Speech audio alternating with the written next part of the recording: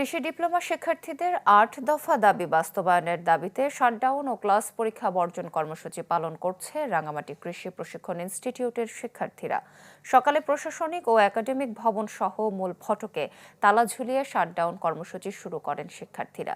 তারা বলেন, ৯ মাস আগে ডিপ্লোমা কৃষিবিদদের পাবলিক কৃষি বিশ্ববিদ্যালয়ে উচ্চশিক্ষা গ্রহণের সুযোগ, উপসহকারী কৃষি কর্মকর্তাকে ২য় শ্রেণীর গেজেট প্রদান সহ ৮ দফা দাবি নিয়ে আন্দোলনের পর কৃষি উপদেষ্টা আশ্বাস দিলেও তার বাস্তবায়ন হয়নি। দাবি বাস্তবায়ন না হলে আগামী বুধবার সব পরীক্ষা বর্জনের ঘোষণা দেন শিক্ষার্থীরা। এই পর্যন্ত সে যৌক্তিক ৮টি দফায় কোনো বাস্তবায়ন করা হয় নাই, তাই আমরা নতুন করে আমাদের আবার আন্দোলন কর্মসূচি পালন করতেছি। যতক্ষণ পর্যন্ত এই ৮ দফা বাস্তবায়ন করা হয় নাই ততক্ষণ আমরা মিছিলে থাকবো এবং প্রয়োজনে ক্লাস পরীক্ষা বর্জন করব। নতুন এবং ফিরে আসা গ্রাহকদের জন্য নগদে চলছে ক্যাশব্যাক সহ প্রতিদিন হাজারো উপহার জেতার সুযোগ। হবে আশা আর ফেরা সারপ্রাইজ সেরা।